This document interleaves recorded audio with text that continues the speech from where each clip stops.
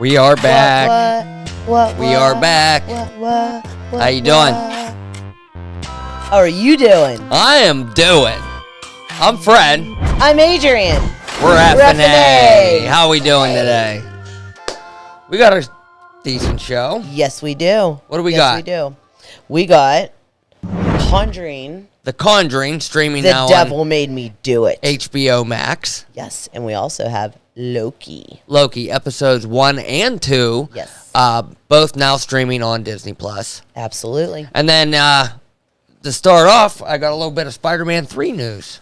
Woohoo! At this point, this news here, every day we've been getting new stuff. Yeah. As far as Spider-Man 3, a trailer release date, and more stuff has come out from some of the so-called actors that are or are not attached to this project. I know. We don't know what to believe anymore. This here, I got the rumor train is on full throttle now as the anticipation builds for the trailer. We have multiple rumor dates for when the trailer will come out, and every single one of them has not panned out yet. I think it's coming soon, though. People are kind of speculating around the 22nd of July. Okay? Yes, around the 22nd of July. And here's the reason. Okay? Loki will have finished its run by this point. It's 6-episode run. So any multiversal informational leaks between now and then that could affect the outcome of the Loki show, they're trying to avoid. Okay? Also, Black Widow will have had a chance to be in the theaters. It'll be in the theaters for about 2 weeks at that point. So that's the average that these studios like to give a movie right out the gates to make their money with nothing else interfering with its spotlight. Even a trailer. Even a trailer with how much hype is built up around this movie, Spider-Man 3, even that could shadow Black Widow. Well, with all this news, like more and more coming out about it, I'm very, very excited to see it. I am super excited. Is there a release date yet? Did you say it's yet? around Christmas? Christmas? Yes, it'll be out for Christmas this 2021. year. Yes, ma'am. Okay. An international Sony outlet for Brazil released the title last week, and it was, Spider-Man, No Way Home, but it was written in the Spanish and Brazilian. Yeah. Their Spanish language, and at the end of it, there was like a glitch effect. Okay. And this glitch effect has got fans speculating on, of course, the multiverse and the Spider-Verse. Into the Spider-Verse, the movie, whenever that trailer released, and even for the second one that's coming out, that's a big effect that they use during their promotional materials, is that glitch effect. Okay. So I think they're kind of tying the live-action Spider-Mans with the Into the Spider-Verse. But I thought we had already gotten this glitch effect back when they released the title of the Spider-Man movie. So I think it has more to do with the multiversal aspect of the film more than bringing in a cartoon universe into the live action. Yeah. At this point. Who knows? Also, I got something else on Spider-Man 3. Okie doke. Recently, in an interview, Willem Dafoe was asked about upcoming projects and anything that he could, talk about, and the way he answered was very interesting. He had said he'd mentioned a few things that he is working on, and then he said that there's a couple things that he would prefer not be talked about until the studio feels it's the right time, right? And here's the thing with that. There's not a whole lot of films that get made that are super hush-hush. Yeah. Like Marvel or Star Wars or some of these other big-name projects. Yeah. There's not, usually they announce the cast years in advance, and we get all kinds of information to the lead up. Yeah. Most of the time people don't even care. So him just saying that he would prefer wait until the studio feels it's the right time for this information to come out. a lot of people were speculating that it has to do with his involvement with Spider-Man 3. I think he's definitely gonna show up in Spider-Man 3. Yeah, I think so. I think he's gonna come back as the Green Goblin. The rumor is that he's gonna be the main villain in Spider-Man 3. So Green Goblin. Hello. Yes, absolutely. Yeah. So nobody else could do that role but Willem Dafoe. I kind of hope they give him an updated costume. I'd like to see an updated MCU-esque costume. I couldn't see them giving him the original. No, they would have to give him an updated one. Something updated. Yeah, it's 2021. Well, when even was the first Spider-Man? When was that made? Which with one? Tobey Maguire and Willem Dafoe. Gee, that was back in what, 2000, 2001? Yeah, something like that. So they would have to update his costume. Maybe. You know what I mean? But we've gotten rumors of Jamie Foxx coming into this movie as well, and we got that news over a year ago when he had tweeted something about it. Yeah. He had tweeted that he was going to return as Electro, and this time he was not going to be blue. Because remember, he was not blue. going to be blue. Yeah, remember he was blue, and it was kind of dumb. Yeah. Well, this time, that's kind of saying that he's going to get the updated MCU treatment and get maybe a more comic book accurate costume. Well, let's hope for that. I'm hoping. Absolutely. So, as of now, we got Willem Dafoe, rumored to be in there. Alfred Molina, pretty much confirmed because he's talked about it. Doc Ock. Jamie Foxx, pretty much confirmed because he tweeted about it, and then, he removed the tweet very quickly. Yep. Just this morning, one last thing. Just this morning, I seen a quick video of Tobey Maguire being spotted on the scene. Hopefully, we get that trailer here soon, I know, I'm looking some of forward these to it. questions can be put to rest. Yeah, I'm looking forward to it. Very dokes. much. Well, we watched The Conjuring 3. Okay. Now, I believe this is the 8th installment of the Conjuring series because of, the Annabelle movies and everything. Correct, yes. So, the title of this was The Conjuring, The Devil Made Me Do It. Okay. Okay. Starring Vera Farmiga as Lorraine Warren and Patrick Wilson as Ed Warren. So they reprised their roles. They came back. Absolutely. Hey, here's a quick question. Yes. Did they ever show up in any of the spin-off movies? I know that they were the main leads of The Conjuring, the 3 main Conjuring movies, but like in Annabelle or what was that one, The Nun, did they show up in any of those ones?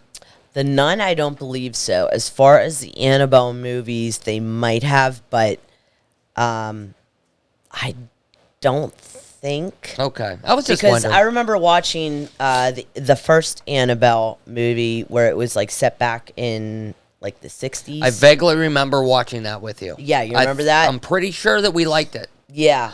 Ooh, that was the one with the it was the cult, correct? At the beginning, and it was like the Sons of the Ram or something, and they remember they broke into the house and murdered that family. Yes. Yeah. Yes. That was the one. They were worshiping that demon. Mm-hmm. I forget his name. So do I. And the only reason I know this is because I seen a pretty interesting YouTube video the other day about the demon that possessed the Annabelle doll. So. Yeah. I know what you're talking about, but I can't really remember. Only because I vaguely remember the Annabelle movie because it was like, it was okay, but I wasn't like into it like I was the Conjuring movies. Yeah, well. The original Conjuring was the greatest for me. Yeah. Conjuring 2 was also okay. This one, I would say I got to chalk it up to like, kind of, yeah. It was the most like boring out of the 3 Conjuring. If you had to give it a 1 out of 10. A 1 out of 10. 1 to 10, what would you give it? 5. 5? Yeah. I'm probably at about a 4. A 4, yeah. Out of the 3 Conjuring movies, I agree. This is definitely the worst one. Yes. I didn't really care for the whole legal aspect of the whole thing. Well, I was just about to say, let me get into the whole story of it. Basically, Ed and Lorraine Warren, they take on... spoiler territory? Yes, real quick. I'll throw a spoiler in. Okay. Spoilers! Spoiler. Yeah. Right here. Yep. Okay. There Now, on we go. Okay. Paranormal investigators, Ed and Lorraine Warren. Okay. This movie is based on one of their most sensational cases of their career. Okay. They've had a lot of big ones, like the Amityville Horror one. They took on that one, the original Conjuring. This is just another one. This is a case of Arnie Johnson, who claimed possession was the cause of murder. Wasn't that he is the first one in history? Well, this took place in 1981 in Connecticut, and the first American murder trial to claim demon possession as defense. That's it. Yeah. Yes. That's pretty wild. Yeah, it is. It's a hard pill to swallow for your average person. Absolutely. Especially with how violent the crime was, and human nature is you seek justice, you want justice. Yeah. And you're not buying this supernatural element. Pretty much, it was the first time that the devil was on trial. Yeah. Right. Kind of. Yeah, kind of. Yeah. And like you said, a lot of people don't believe in the devil. They don't believe in supernatural. Mm-hmm. So it's kind of a far-fetched thing to claim, oh, well, that's... The devil made me do it. Yeah, exactly. Right. So basically, Arnie Johnson was charged with murder when Bruno Sauls, who was Arnie and his girlfriend at the time, what was her name? I don't think Num Num Num Num was in this movie. Debbie. Sorry. Okay, Arnie's girlfriend was Debbie Glatzel at the time, who later she became married to Arnie. Gotcha. Okay. Her and Arnie's landlord was Bruno. Oh my gosh, I just lost my frickin' place. Yeah, Bruno Saul. Sorry. I'm so sorry. That was their that was their landlord, okay? And he was found stabbed 22 times. Oh my. 22 times. Yeah. Is that I can't remember. Did they mention that in the movie? Yes. That 22 times. Yes. That's oh my god. And what happened was how he got caught, Arnie, was because he was walking down the road after he did it. And of course Arnie covered in blood. Yeah, Arnie says he has no recollection. Like, he doesn't even remember anything that happened. He said that he was walking down the road. Actually, a cop car pulled up, like, beside him, like, behind him, and they were like, hey, or, you need help, you know? And he turned around, he was just covered in blood, and the cops were like, oh, fuck. Yeah, right. And then after that, that's when they went to... I mean, what would you think if you pulled up behind somebody? Oh, yeah. Yeah. And you pull up behind this person, and they look fine. Hey, buddy, you need some help. Yeah. And he turns around, and he's just head to toe, completely covered in blood. Yeah. Yeah. It was... Freaked me out. Freaked up. Okay, so basically, there you go. This all started back in the summer of 1980 when Debbie, Arnie's girlfriend at the time, Debbie Glatzel's 11-year-old brother David was possessed by a demonic entity. Yep. Okay. And after that's where the movie starts, right? Yeah. It jumps right into this story. Into David's possession. Yes. And oh my God, was this a creepy sequence? Oh man, this was the very creepy part of the movie. I'm gonna say this is probably one of the better portions out of the entire film. Absolutely, because it makes you go like, oh my God, and like, ugh. So basically, that's two different emotions. Oh my God, and so basically, after the Glatzels, the whole family witnessed David, going through all these things firsthand, such as scratches and bruises on his body, as well as David speaking in a demonic language and voice. Like it was a language that nobody ever heard before. Right. After that, they decided to call Ed and Lorraine Warren because they were up in Connecticut, and the Warrens were known in the New England states. Right. Well, that's where they were from. Exactly. So they called the Warrens, and the Warrens decided, once they came and investigated, they decided that David needed an exorcism. Right. And basically, this exorcism took several weeks. Oh, my. It took several weeks until eventually Arnie, was like, this is an 11-year-old kid. This is my soon-to-be brother-in-law, because he knew he was going to propose to Debbie. Mm-hmm. And he basically challenged the demon that was inside of David and was like, leave him alone. He's 11 years old. No. Come into me. They were getting close, too, weren't they? Yes. They were almost finished with this exorcism. Yeah. And basically he said, leave this 11-year-old Never boy taunt alone. the devil. No. What's the matter with you? Don't fuck with Ouija boards, man. You hear tons of devils, like possessions and shit from anytime you are experiencing with the paranormal. When you are trying to do even a seance, per se. Yeah. Not only are you inviting spirits, but you are inviting evil, demonic. Yeah. Just don't do it. They're not happy ghosts. Don't do it. Don't. You ain't bringing Casper. All the happy ghosts, they move on. Yeah. It's the angry ones that stick around. Well, it's the evil ones that kind of slip in behind the good ones. Hell yeah. And then that's how they get in. Hell yeah. So yeah, like I was saying, Arnie, he challenged the demon, and the demon basically was like, "All right, alrighty." Left David, went right into Arnie, and now in the movie, it portrayed that Ed saw the demon go into Arnie. Now, I don't know if that was true in real life. You're right. And, they got to change certain Hollywood. aspects of the movie. It's Hollywood, and, yeah. You know what I mean? Like, I'm pretty sure that Lorraine Warren didn't run off the side of a cliff. Exactly. Right? Exactly. Now, spoiler alert again. Basically, it was, exactly. It was in the trailer, people. Yeah.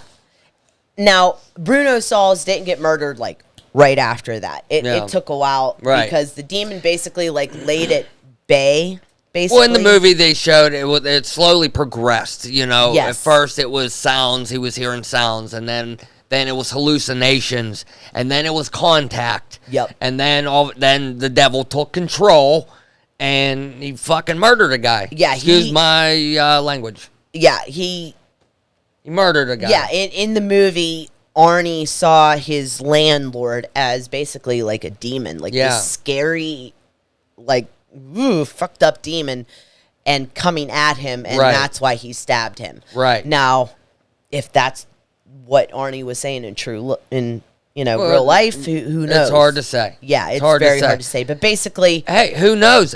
His family was just recently involved with an exorcism. Yeah. And hey, everyone was believing this exorcism stuff.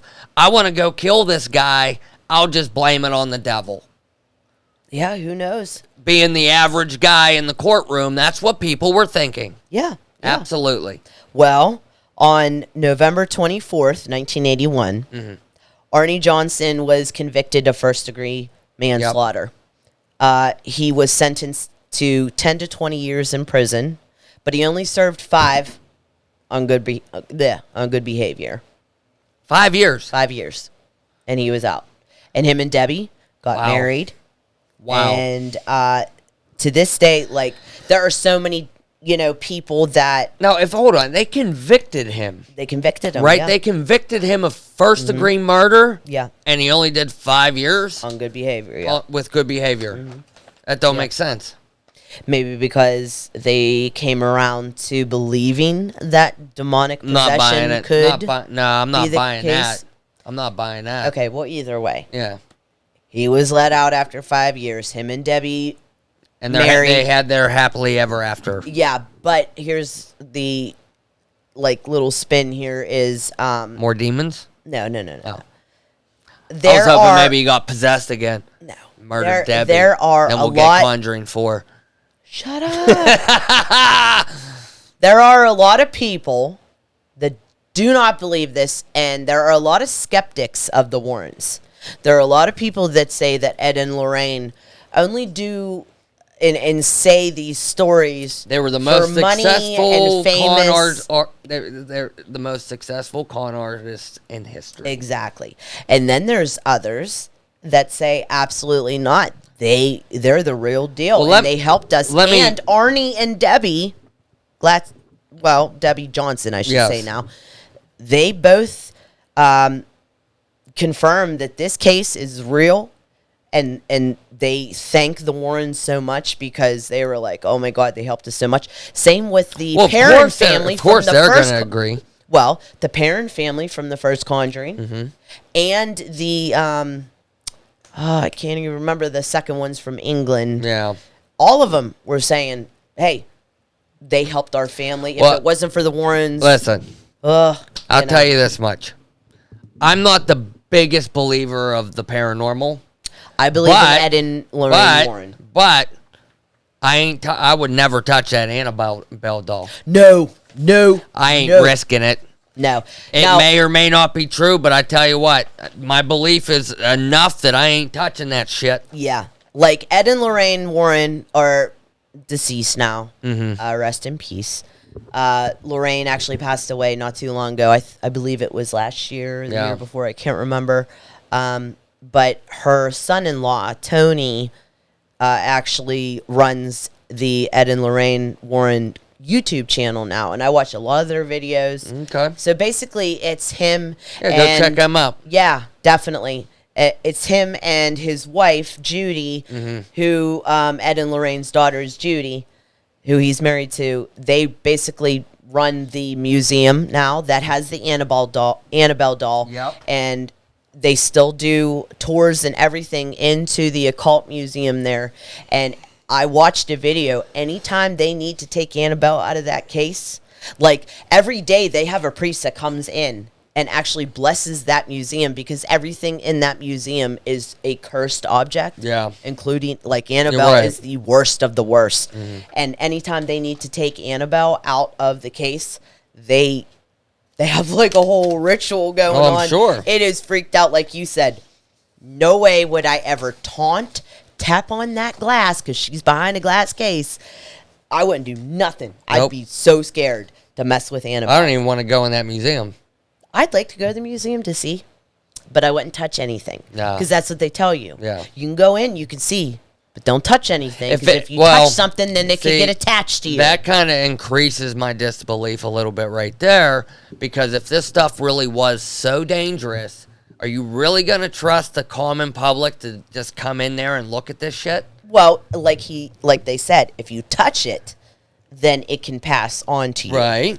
And that's why they have, people there to make sure that people don't touch it. But you also have to sign something. No, here's my point. You have to sign something before you go in. It doesn't matter. Here's my point. That'd be like having a nuclear bomb with a very fragile switch on it and letting people come in and going, hey, just don't press the button.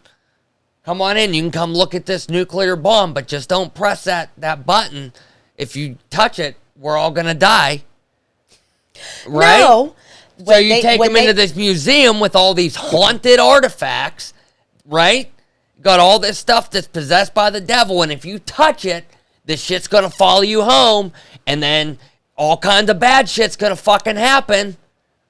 Okay. If it was that dangerous, I do not see it being on display for the public to just mosey on through and see. Okay, well, like I was saying, I believe now, I'm not saying that this is for sure. I believe that you have to sign something before you go in, but maybe you don't. Either way, you go in at your own, like, free will. Your own fruition, like you get to go in. I get it. You sign a waiver and you go in. I get it. But even if you don't sign a waiver, like, they're basically saying, hey, this... Well, if you don't sign a waiver, they're not going to let you in. I don't know. Yeah, they're not going to let you in if you don't sign the waiver. Either way, you go at your own risk, okay? Yeah. And they're saying, hey, this shit is demonic. It's bad. It's bad. Don't touch it. If you touch it, nothing I can do for you. Yeah. You did it at your own free will. Well, you make your own choice, and I'm very curious on what you think. So let us know down in the comments if if you think this stuff is true, if you don't think it's true. I believe in Ed and Lorraine. I want to know if you would touch that Annabelle doll. Let me know down below if you would touch that Annabelle doll. No.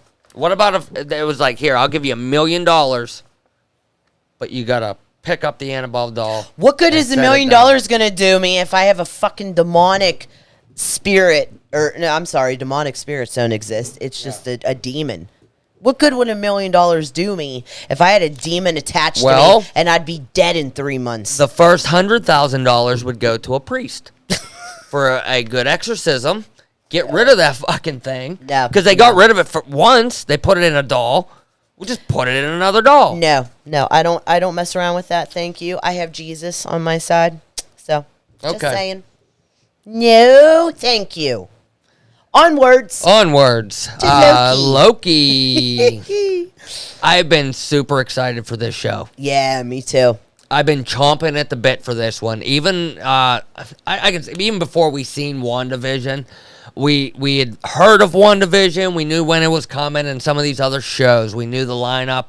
Yeah. Loki was it was my most anticipated show. See, I was more anticipating WandaVision than Loki. But then after WandaVision was done, I really wanted Loki. Yeah. Like, I know that Falcon and Winter Soldier came, and, I was eager to watch it, but, like, I wasn't really, like, pumped like I was for Loki. They're very different stories. Yeah. But I was more pumped for Loki. And I would say if you had to put them in... put all three of these shows into two categories, WandaVision and Loki would go together into the same category. Yeah. Because they're both really weird, and they deal with some... keep you guessing, man. No, it's not so much to keep you guessing, because there's mystery elements in the other shows. Yeah. But this is more of like a mystical, magical type of story, where Falcon and Winter Soldier is more of your spy thriller. Yeah. Governments, going against each other. James Bondish type show. Yeah. But even with the mystical elements, it still keeps you guessing. Like, is it this person? Is it that person? Right. Yeah. That's what I like about it. So. And this show, I'm telling you, hey, spoilers. Oh, yeah, spoilers. For Loki episode 1 and 2. 1 and 2, yes. It did not disappoint. Right off the get, it opens up. Loved it. Opens up hard. It opens up heavy. It jumps right in from the events of Endgame. The last time we seen Loki, the New York City version of Loki, after he was captured, remember, he grabbed the Tesseract, and then he disappeared. Yeah. Well, we had no idea what happened to that version of Loki. Where he went or anything. Yeah. Until now. Yep. And he didn't make it very far. Right after he had picked up that Tesseract and blasted through the portal, he went back in time to, it was someplace in Mongolia. It was a desert in Mongolia. Yeah. Middle of nowhere. And the TVA, the Time Variance Authority, instantly arrives and arrests him. Yes. Absolutely. Now, the TVA, they don't like Loki. They don't like any variants. I don't think they really care for anybody that's not part of their organization. Yeah. But especially Loki, they don't trust him. Right. They know he is very deceitful, untrustworthiness, it's all that balled into one. We also learned throughout the first 2 episodes that the Loki variant, they've had to go after more Loki variants than any other type of variant. So they're pretty... Which is funny. They're pretty familiar with Loki. Yeah. Somewhat. They still learn a couple few things. You know? Absolutely. Hey, real quick, we forgot to say that episode 1, the title of it is Glorious Purpose. Glorious Purpose. Yes. I am Loki of Asgard. And I am burdened with glorious purpose. Yep. Great Just line. wanted to throw that out there. Starring Tom Hiddleston as the god of mischief himself, Loki. Yep. We all know him from the previous installments of Thor and the Avengers movie. He's actually the reason that the Avengers came together in the MCU.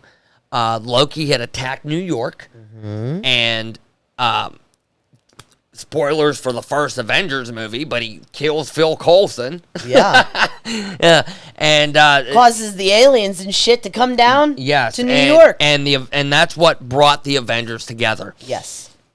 We also have Owen Wilson as Mobius M. Mobius. Yeah. And this is his MCU debut. He I has know. not shown up yet. I love Owen Wilson. He's so funny. I've liked a lot of his movies over the He's years. always played such a great character. Now, Mobius M. Mobius is a TVA agent that was created by the Timekeepers to hunt down the most dangerous of the time variants. Okay? We also have Gugu, excuse me if I mess this up, Gugu Mbatha Ra as Ravonna Renslayer. Okay. Okay, that's the judge. Judge Renslayer is a high-ranking official at the TVA who oversees the trials of the variants that derail the sacred timeline. Yeah. She also approves the missions, including Mobius's risky attempt to bring Loki into the field. Yeah. I got that from Collider. Yeah, he wants basically Loki to help him capture Loki's variant. You know? He thinks that by understanding this Loki, it'll help him understand the other Loki. Yes. Yes. Tara Strong as the voice of Miss Minutes. I love her. She's so cute. The little clock animation. I love her. She's so cute. The Tara Strong, she's been in the business for quite some time. She was the original voice of Harley Quinn in Batman the Animated Series. You did tell me that. Also known for other shows like Powerpuff Girls, My Little Pony. I just love her in this one because she got that sweet Southern accent. You know? Hey there, Loki. Rugrats. That was actually pretty good. I know. That's why I said it. Who'd she play on Rugrats? I'm not sure. Tommy? Was it Tommy? Maybe. Tommy Pickles. One Me Musaku is Hunter B-15. She's an original character based off of the TVA troopers that are in the comic books. Okay. That's the chick that really doesn't like Loki, the one that arrested him right off the get. Yeah. Then we have Sasha Lane as Hunter C-20. Sasha? Sasha. What'd I say? Sasha. Sasha. Yeah, you said Sasha. Shawshank Redemption. Shamalama Ding Dong. ShamWow. Shamu. Shazam! Chapow. Okay. Slam me. All right, Sasha Lane. You said it again, Sasha. Sasha. All right, she plays Hunter C-20, another original character based off the TVA troopers from the comics. Yes. She was the one at the very beginning of episode 2 that that our variant Loki took over. Okay. Okay. Yep. Eugene Cordo as KC. This is the gentleman inside the TVA that collected the Tesseract from Loki. And then when Loki went looking for it, he found the drawer full of Infinity Stones. Okay, and he threatened to turn him into a fish, and he's like, I don't know what a fish is. Yeah, and he was like, oh, we just use these Infinity Stones. Some use them as paperweights. Yeah. Yep. Yeah, he's kind of like the dummy of the office. Well, they don't know any better. They were created for the TVA and that's for said purpose, and that's all they do. Where are we at? Sophia DiMartino as at this point we're gonna call her Lady Loki. Lady Loki, but some people are thinking we'll get into that later. Okay. As of right now, until we're told otherwise, it's Lady Loki. Lady Loki. Okay. Richard E. Grant. We haven't seen him yet, but he is rumored to be in this show. And a lot of people are speculating that he could be playing an old man variant of Loki, which we'll get into a little bit more later. I have a theory. All this time stuff confuses me, man. It's tricky. It's very It can be tricky, confusing but for me. I tell you what, I love a good time story. Yeah, you're obsessed with it. There's a couple shorts on YouTube I found that are like time travel stories. I always have to ask him. I'm love like, it. wait a minute, I don't get it. I'm lost. What does this mean? Okay. Yeah. That's the main cast. Like I said, Richard E. Grant, we're kind of speculating he's going to be an old man Loki. But who is the story about? Okay? In the first episode, Judge Renslayer, when Loki was on trial, she looked at Loki, and Loki said that this isn't your story. It never was. Was that a hint to the audience telling us that this isn't about the Loki that we're used to? It's not the Tom Hiddleston. It's going to be this variant Loki. It's going to be this other one. And then also, I don't know. Okay, check this out. In the beginning of episode 2, Okay. right? The song choice for whenever our variant Loki took over the mind of, what was it, Hunter B20? I believe so, yeah. Sasha Lane? You got it. You got it. Okay. You got it. The song choice was Bonnie Tyler's I Need a Hero. That's a very strange song choice to be playing while a villain, right? The villain of the story is taking out a bunch of the good guys. Correct? Correct. Because it's about needing a hero. Now, could that maybe be trying to speak on behalf of the TVA agents? Like they need a hero because they're getting their asses whooped? Or could it be the fact that the time variant, is it? The Time Variance Authority. That's it. The They're TVA. they could be the bad guys. They could be the bad guys. And that, they need a hero to save people from the TVA. We don't know. Which is Lady Loki.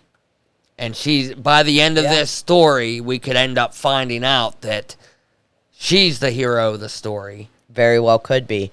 But is it in fact Lady Loki? Not sure yet. See, Exactly. some people spotted online on one of the international versions of the show, okay, on Disney Plus in another country, when they rolled the credits, okay, in the United States, where it said for Sophia DiMartino, she was listed as variant. Okay. In other countries, in a select other country, it was listed as Sylvie. Okay, Sylvie Luston, a.k.a. Enchantress, is a character from Marvel Comics. Okay. All right, now this is from Marvel Fandom. Sylvie Luston was just an average girl living in Broxton until the Asgardians moved their home of Asgard to Oklahoma. Now, if you remember in episode 1, when they showed the variant taking out that group of TVA agents, remember when she lit the field on fire? Yeah. That was in Oklahoma. Okay? Not long after that, Sylvie woke up one day with magical powers. Unbeknownst to Sylvie, these powers were given to her by Loki for yet unknown purposes. With her new powers, Sylvie moved to New York City to become a superhero and join the Avengers. She chose to take on the name and style of Amora the Enchantress and speaking in a faux Asgardian manner. Foes. However, later when Loki personally explains Sylvie's existence, he states that he liked the idea of creating a mortal that suspects she is one of the Asgardians. So it is assumed that she was, in fact, never alive until she was created by Loki. Her entire existence and memories perhaps being part of this. That's the Marvel Comics origin of the character. But they're going to go a different way. Well, it could be either... Because they want to change it up. They always want to change it up. Absolutely. Now listen, it could be Lady Loki, or it could be Enchantress, or it could be a combination of the two characters. There ain't no reason why Marvel can't take two characters and mesh them together for a story. They've done it before. Yeah, that's true. That's Prime true. example for on Iron Man 2, Whiplash was a combination of Whiplash and another character from the comic books. Yeah. So there ain't nothing, that could stop him from doing that. When we did get the big reveal at the end of episode 2 of the variant Loki, her crown was right out of the pages of the comic books of Agent of Asgard, and that was a version of Loki that wore the crown with the one horn broke. There was one thing that we were talking about, and I'm still thinking about this since you brought it up. Okay. When she, would go up to people and touch their heads. Yes. Okay? Yes. You would see the green kind of go to their eyes, and like you said, Wanda did that. Yes. But it was like red. Wanda Maximoff did that, but it was red. And it would control Agatha them. did it too, and it was purple. Exactly. So, could she be like a witch or something? Well, that kind of goes with the Enchantress theory. Yeah. Enchantress, she was a witch. She was a witch-type character. Because remember? But it, like I said, it could be a combination of the two. It could be. And I was actually thinking that we could possibly find out that Richard E. Grant, he's going to show up in this show as an old version of Loki, and maybe that this female variant is working for or with, or like it said in the comic origin, was created by this old variant of Loki. Yeah. And created her, and they, for the character, they just, as of right now, she looks like Lady Loki, but then we find out that she was created by Old Man Loki, and she's actually Enchantress. I could very much see that. That's true. That's true. Especially with, with the magic like you were talking about. I mean, yes. The animation style that they chose was identical. It was identical to how they represent that in WandaVision. Yes. Or even, she did the same thing in Avengers Age of Ultron. When she was taking over the Avengers' minds, it was the red magic. So, yeah. Just one like that. Right. Weird. But also the TVA did mention prior to them going to, what was it, the Roxcart grocery store. Okay, prior to going there, they had a little meeting there, and they had the holographic picture where they were showing the very different variants of Loki. Mm-hmm.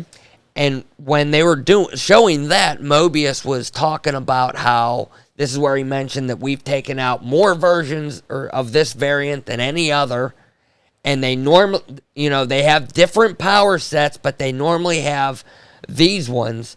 And he started listing out a couple different power sets. Yeah. And that's when Loki chimed in and was like, illusion projection and duplication casting are two different things.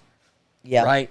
So he was basically saying that each and every one of these different Lokis has this particular power set in common, but on top of that, they each have something different. So that goes along with this female variant having these magic powers that we haven't seen Loki use before. Yeah. Yeah. Well, when in the second episode, which is titled The Variant. Yes. When they go to the store. Okay. And they they split up and everything, and Loki eventually finds Lady Loki. Yes. And she says to him, again, this isn't about you. Right. So that's the two episodes. Second time. In each episode, it was said. Yep. So in episode 1, Ravonna Renslayer told Loki that this was not about him. This story was never about you. Now in episode 2, we have this female variant, Lady Loki, telling him, this isn't about you. Yeah.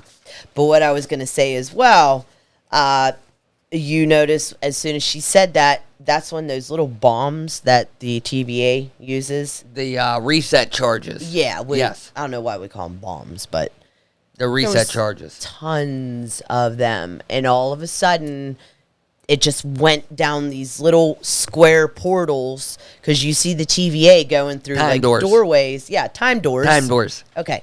You see the TVA going through time doors. Okay. Like fit for a human to go through. Yes. But there was a little square. Time doors. Small enough for the little tubes. Reset charges. Reset tubes charges to go down. I'm going to call them reset tubes because they're tubes. They're reset charges. That's what they're called. Carry on. The tubes go down the time doors. And there's tons of them. Yes. Where did they all go? Well, and what the hell is the reason for it? And also, you see the timeline and the branches going fucking chaotic haywire. and haywire. Oh, yeah. And what does that mean? Well, what's going to happen? What's going to happen? It's chaos. If you look on, actually on a few different computer screens, Ravonna Renslayer, they show a quick glimpse of her screen. There's a couple marquees that have, you know, the like the time, the ticker going by. Yeah. On these different screens, you can see names of different places and times. People are thinking, you know, obviously these are all the different places that she sent the reset charges to. Yeah. If you go and look up, who was it that did? New Rockstars did a really good breakdown of each and every one of the times and places that these charges were sent to. Go check them out if you want a complete breakdown of all the places they were sent. Absolutely. A couple highlights that I did see was Vormir. Vormir is where the Soul Stone was being held, but that was in like 2350 something that she sent a charge to. Asgard in 2004, which would be like 4 years prior to the first Thor movie. She sent a charge there. Wasn't one to New York City? I think there was a New York one. There was an Oklahoma. There was a Tennessee. Colorado. There were Ego, the Living Planet. Morag, Nowhere, the Celestial Skull from Guardians of the Galaxy. Yes. That one was on the list. Yep. All kinds of places. I think they got a total number of 40-some different places. But like I said, what does this mean? You know, like like we said, you know, at the TVA headquarters, well, everybody's flipping out. It's going into chaos. Everybody's leaving the TVA. Right? Yeah. Everyone's leaving the TVA. Okay. And the TVA is now unguarded. Yeah. I think that I seen a clip in a trailer of Loki flipping his daggers. Okay? And in the trailer, it looks like he was at the TVA. And there was like alarms and shit going off. Okay. So I'm thinking in this next episode, he's going right back to the TVA because I think that's where she's going. I think she set these bombs off, the reset charges, right? Okay. She bombed the timeline, and it set everything in the chaos. They showed the sacred timeline with branches galore coming off of them, right? Yes. So then they're sending out all their squads to respond to all these timelines because you have to get to them before they reach the red line or else they can't change it. That's too late. So now the TVA is understaffed. The female Loki is going after the TVA. Okay. That was my last question. We see Loki going after her when she goes through the time door. Right. Is he going to stop her? I'm asking you what you think. Okay, this is your opinion. I think Loki's still playing neutral. I was just about to say, do you think he's going to stop her, or do you think he's going to join her? Or do you think he's going to pretend to join her? You know what I mean? Like, thing about Loki's so mischievous. Thing about Loki is you can't ever take him at face value. No, you can't trust him. You can't take him for what he says. Personally, myself, at the moment, I think he is still neutral. He's still for himself. Okay. Loki is very selfish, and he is very, very self-oriented and out for his own goals and his own prosperity. Well, like I said, you can't trust him. Right. Yeah. Yeah. He literally stabs everybody in the back. Yeah. Right? Yeah. Well, I'll never do it again. But when we saw him watching his different timeline from when his mom died, Right. and from when he got killed from Thanos, we saw a side of him. He was upset. Like, he Right. was crying when he saw his mom dying. But and he got after really that- upset when he died too. It was after that when he betrayed the TVA the first time, when they went out to the field, to the medieval, to the Renaissance fair. Yes. Right, where Yes. she took over B-20's mind and beat the hell out of the squad. Yeah. He stalled them for time there and tried to persuade them to take him to the timekeepers. Right? Yeah. Yeah. Then he got in a bunch of shit, and then Mobius tells him, hey, this is your last chance. And he puts him at the table with all that paperwork. Yeah. And he goes, here's a trick. Pretend your life depends on it. And he walks away. And then Loki goes to the librarian and starts asking for files pertaining to the beginning of time and the end of time and the creation and all that. And that's classified. That's classified. He's still trying to figure out his own way through this. He's out for himself. And Mobius is reading right through him. Oh, absolutely. Absolutely. Right through Yeah. him. And Yeah. if you remember, I think after it's all said and done with, Mobius has no loyalty to Loki. Even though he's kind of showing a loyalty to Loki, like, hey, He's using him. you helped me out, right? He said it straight up. He told us. Loki asked him, he goes, why are you helping me? And he goes, here's 2 reasons. Pick one. One, I see a scared little boy and I kind of feel bad for the ice runt. Or 2, I really want to catch this guy and I'm going to tell you whatever I need to tell you. Right there, he said it. Yeah. He's using him. He's using them. He's using him. And whenever Mobius gets what he wants, he no longer needs this variant Loki. He'll just get rid of him. And I think Loki knows that too. He doesn't trust the TVA either. What I foresee happening, Yes. Mobius ends up, like, there's a bond that will be created between Loki and Mobius. And I think that even though Mobius said, hey, I'm just using you right now, By the end of it, he'll be on a jet ski together. Yeah, like, not a jet ski together. No, I just feel like Mobius will. Well, no, remember, Mobius wants to ride a jet ski. Yes, he does. And he'll be on that jet ski. By the end of this season, I believe so. we will see Owen Wilson cruising on a jet ski. And then Loki, in the 90s. And then Loki. In the 90s. Yeah, because he's drinking Josta all the. Man, do you remember Josta? Josta and Boku. Do you remember Jostas? Yeah. I love them. Anyways, yes, Loki will be on one jet ski and Mobius on the other. Yep. But, no, I'm just saying, like, I can foresee them, like, creating, like, a friendship. Yeah. You know what I mean? Right.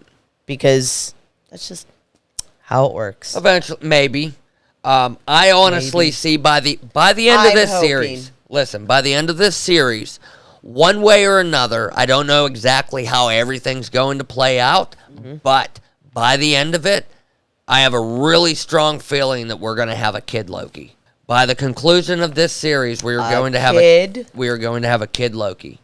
There is a kid Loki in the comic books who becomes a member of the Young Avengers. And Marvel is clearly building a Young Avengers team right now. If you look, you got, in the Ant-Man movies, you got Scott Lang's daughter, Cassie Lang. Yeah. She becomes Stature. Yeah. Okay. Ms. Marvel. Kamala Khan. Captain Marvel. Okay. Mm-hmm. She's getting her own TV series. Okay. You already have Spider-Man in the MCU. Yeah. During Falcon and the Winter Soldier, we were introduced to, what was his first name? Ramirez, who ends up becoming the new Falcon.